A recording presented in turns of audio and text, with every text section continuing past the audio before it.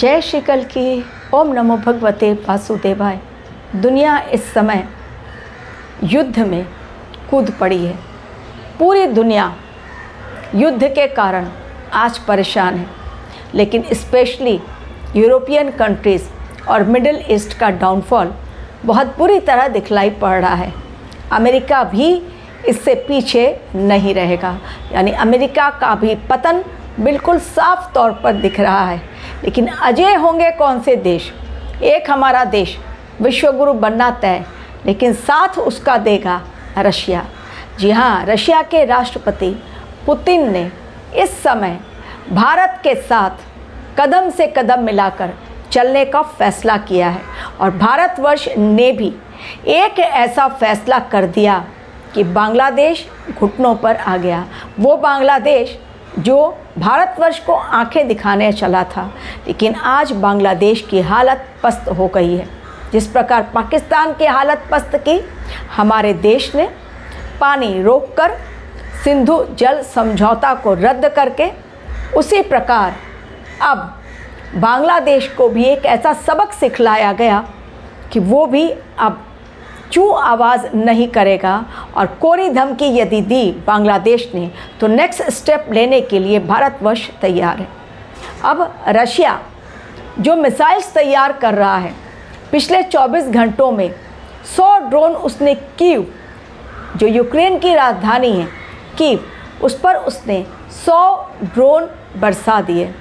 लेकिन अब वो एक ऐसा मिसाइल उसने तैयार कर लिया है जो समुद्र की सतह से चलता है, दुनिया के सभी कोनों में वो पहुंच सकता है, मतलब पूरी दुनिया में वो पहुंच सकता है, और वो किसी भी मौसम में पहुंच सकता है। और उसका नाम है बुरे बैलिस्टिक मिसाइल। बुरे बैलिस्टिक मिसाइल जो है, ये एक ऐसा खतरनाक मिसाइल है जो दुनिया के किसी भी कोने में पहुंचकर किसी भी मौसम में ये कर सकता है हमला। तो सोचिए कितना खतरनाक प्लान पुतिन ने तैयार कर लिया है। नाटो के लिए अलार्मिंग बेल, ये यूरोपियन कंट्रीज़ के लिए अलार्मिंग बेल, और साथ ही अमेरिका के लिए भी, क्योंकि अमेरिका सोच रहा था कि वो रशिया को डरा लेगा, भारतवर्ष को डरा लेगा। लेकिन डोनाल्ड ट्रंप ये नहीं जानते कि अब भारतवर्ष की कुंडली में चूंकि मंगल की महादशा आ गई है, तो भारतवर्ष का एग्रेशन, भारतवर्ष की बहादुरी इस समय देखने को मिलेगी। और एक कदम भी दुश्मनों से डरकर भारतवर्ष पीछे नहीं हटाएगा। लेकिन पाकिस्तान ने एक खतरनाक चाल भी चल दी है भारतवर्ष की धरती को खून से रंगने के लिए। दरअसल ISIS के बहुत सारे आतंकी हमारे देश में घुसपैठ कर चुके हैं। दिल्ली से पकड़े गए 2 आतंकी, और उन्हें भी पता है कि जब तक हमारे देश में कानून रूपी फैसला आता है, तब तक काफ़ी देर हो चुकी होती है, और तब तक तो बहुत कुछ वो जो करना चाहे वो कर सकते हैं। यानी अगर पकड़े भी गए तो भी ज़मानत पर बाहर निकल जाएंगे, 1 साल 2 साल 3 साल, क्योंकि उन्होंने कुछ हमला तो किया नहीं, केवल पकड़े गए हैं। क्योंकि दरअसल ये हमारे देश का कानून ही ऐसा है जिसे बदलना आने वाले समय में बहुत ज़रूरी है, और बदलता हुआ भी आप लोग देखेंगे। जबकि बाहर के देशों में, आप चाइना में चले जाइए, बहुत स्ट्रिक्ट कानून है चाइना में। क्यों? इसलिए वहाँ पर स्ट्रिक्ट कानून अप्लाई किया जा रहा है ताकि टेररिज्म को बढ़ावा न मिले। अमेरिका में फिर से एक बार गलत हरकत की गई, वो भी पंजाब की ही एक लड़की के साथ। ये नस्लवादी जो प्रहार चल रहा है, आने वाले समय में ज़्यादा होगा। पहले भी 2-3 घटनाएं हो गई भारतीयों के साथ अमेरिका में, और अमेरिका खामोश रहा। फिर से एक बार पंजाब की लड़की के साथ वही नस्लवादी विचारधारा के तहत वही गलत हरकत की गई, और इतनी गलत बात उसके साथ की गई कि अब भारतवर्ष के ऊपर सवालिया निशान खड़े हो रहे हैं कि क्यों नहीं अमेरिका से जवाब मांगा जाता है। जबकि ऑस्ट्रेलियन लड़की के साथ जब थोड़ी सी भी यहाँ पर छेड़छाड़ हुई, तो तुरंत वो खबर ब्रेकिंग न्यूज़ बन गई। लेकिन जब इंडियन गर्ल्स के साथ ऐसा हुआ अमेरिका में, और वो भी 3-4 ये घटनाएं लगातार एक के बाद होती चली जा रही, तो क्या अमेरिका को अपनी जवाबदेही तय नहीं करनी चाहिए? क्या केवल काले और गोरे का ये नस्ल भेद आगे भी चलता रहेगा? चलेगा, और अमेरिका से ये ज़्यादा चलेगा, कनाडा में भी ये बहुत ज़्यादा चलेगा। ये काले और गोरे का भेदभाव जो बहुत पहले हुआ करता था, आने वाले समय में आप देखेंगे कुछ ज़्यादा ही होगा। तो अब मैं जो बात कर रही हूँ वो रशिया की और इंडिया की। भारतवर्ष ने बांग्लादेश के साथ क्या किया?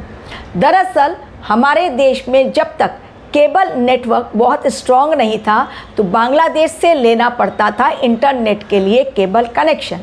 ये समुद्री इंटरनेट कनेक्शन होता है जो कि बांग्लादेश से भी हमें बोरो करना पड़ता था, लेकिन बांग्लादेश ने चूंकि आंखें दिखलाने स्टार्ट कर दी या देने से मना कर दिया, इसलिए अब हमारे देश ने समुद्र के अंदर से अपना इंटरनेट सिस्टम केबल के ज़रिए इतना स्ट्रॉन्ग कर लिया है कि अब उसे किसी पर निर्भर होने की ज़रूरत नहीं, पहली बात। और दूसरी बात, सैटेलाइट के माध्यम से भी हमारा इंटरनेट केबल कनेक्शन इतना स्ट्रॉन्ग हो गया है कि आज हमारा देश इंटरनेट के लिए किसी पर भी निर्भर नहीं होता है। आंदोलन के चलते, कर्फ्यू के चलते कहीं इंटरनेट बंद हो जाए वो अलग बात है, लेकिन जो कहा गया है कि सब जगह इंटरनेट 7 दिनों के लिए बंद होगा, तो हमारे देश में केवल कर्फ्यू और आंदोलन के लिए हो सकता है।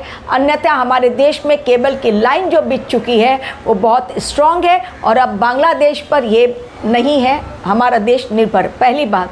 दूसरी बात, BSNL ने बहुत स्ट्रॉन्ग स्टेप लिया है और इंटरनेट कनेक्शन वहाँ का कट किया है, कुछ 10 GPS या कितना कुछ कट किया है, वो आप लोग न्यूज़ में जाकर देख लीजिए। लेकिन BSNL ने कट किया, कटौती की है इंटरनेट कनेक्शन में, जो अब बांग्लादेश को भारी पड़ रहा है। ये तो हो गई ये बात। लेकिन दूसरी बात जो मैं रशिया की कर रही हूँ कि भारतवर्ष के साथ कदम से कदम मिलाकर चलने को है तैयार, क्योंकि आने वाले समय में एक यूरोपियन कंट्रीज, दूसरे नाटो और तीसरे अमेरिका को, रशिया को बिल्कुल सबक सिखलाना है। नहीं वो झुकेगा, न भारतवर्ष झुकने को तैयार, न रशिया झुकने को तैयार। अमेरिका ये अच्छी तरह समझ गया है कि भारतवर्ष झुकने वाला नहीं है, पहले का भारत नहीं है, ये अब का नया भारत है। तो इस समय जो उन्होंने न्यूक्लियर बैलिस्टिक मिसाइल तैयार किए, जिसके बारे में मैंने आपको स्टार्टिंग ऑफ द वीडियो बताया, वो एक्सपर्ट भी मान रहे हैं कि उस मिसाइल को किसी और मिसाइल के द्वारा ना ही इंटरसेप्ट किया जा सकता है, ना ही उसे मारकर गिराया जा सकता है। यानी उस पर हमला, यदि वो उस मिसाइल ने यदि हमला कर दिया तो दुश्मन खत्म। और ये सबसे खतरनाक मिसाइल जो केवल रशिया के पास है, अभी ना चाइना के पास है ये मिसाइल, ना ही अमेरिका के पास में।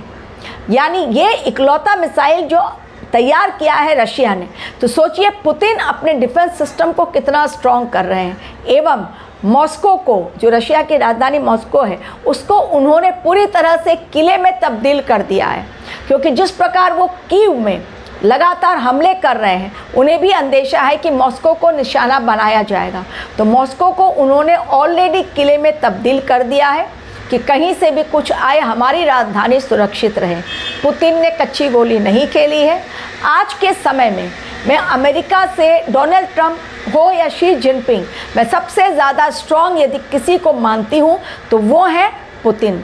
पुतिन के आगे, उनकी चाल के आगे और उनकी बुद्धि के आगे, और वो टेक्नोलॉजी जो वो डेवलप कर रहे हैं अपनी कंट्री में, उसी से प्रेरणा लेकर आज हमारा देश भी अपने डिफेंस सिस्टम को स्ट्रॉन्ग कर रहा है। आने वाला समय युद्ध का ही है। 26 वो साल होगा जिसमें केवल और केवल चारों ओर महायुद्ध छिड़ेगा, जो ऑलरेडी 2024 से स्टार्ट हुआ, 2022 से, जब से रशिया यूक्रेन का युद्ध स्टार्ट हुआ, उसके बाद नए नए फ्रंट खुलते चले गए।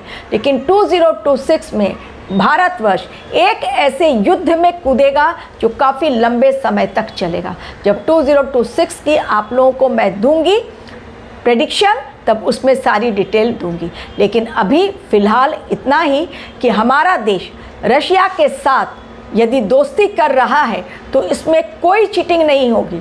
आपको याद होगा SCO समिट में जब गए थे नरेंद्र मोदी, तब पुतिन ने अपनी कार में वेट करके नरेंद्र मोदी को बिठाया और जहाँ पर उनको पहुँचना था उस जगह पर वो अपनी कार में उनको लेकर गए, जबकि हमारे देश के प्रधानमंत्री की कार रेडी थी, लेकिन उन्होंने अपने साथ बिठाया। कारण क्या था? कारण दोनों के बीच वो प्राइवेट बातें शेयर की गई जो सबके सामने नहीं हो सकती थी। एक बड़ा खतरा भारतवर्ष के खिलाफ रचा जा रहा है नरेंद्र मोदी को रास्ते से हटाने के लिए। दो लोग खत्म हो गए रिसेंटली, एक एससीओ समिट में ही, जैक्सन करके एक थे जो अमेरिका से आए थे, वो खत्म हो गए। कैसे उनकी मौत हुई ये एक रहस्य बना हुआ है। और हमारे देश में ब्रह्मोस मिसाइल सिस्टम पर जो काम कर रहे थे, जिन्होंने काम भी किया था, वो इंजीनियर, उसके भी संदिग्ध हालत में डेथ हुई। ये दोनों डेथ जो ऐसे समय में हुई है जिस समय में हमारे देश पर खतरा बहुत बड़ा मंडरा रहा है, और हमारे देश पर आतंकियों की नज़र है, हमारे देश पर अमेरिका की नज़र है, हमारे देश पर चाइना और पाकिस्तान की नज़र है, और हमारे देश पर बांग्लादेश की भी नज़र है। तो हमारा देश दुश्मनों की नज़रों में बिल्कुल चढ़कर है। अब दुश्मन प्लानिंग कर रहे हैं कि सबसे पहले मोदी को रास्ते से हटाओ, लेकिन वो हटेंगे नहीं, ये है भगवान की मर्ज़ी। चाहे हमारे देश के अंदर बैठे हुए लोग ही क्यों ना मोदी को हटाना चाहें, लेकिन मेरे अकॉर्डिंग वो 29 में रिपीट होंगे और वो 34 में भी रिपीट होने जा रहे हैं, क्योंकि उनके हाथों अभी बहुत सारा काम करना है और हमारा देश विश्व गुरु की ओर आगे बढ़ेगा। Thank you very much for watching.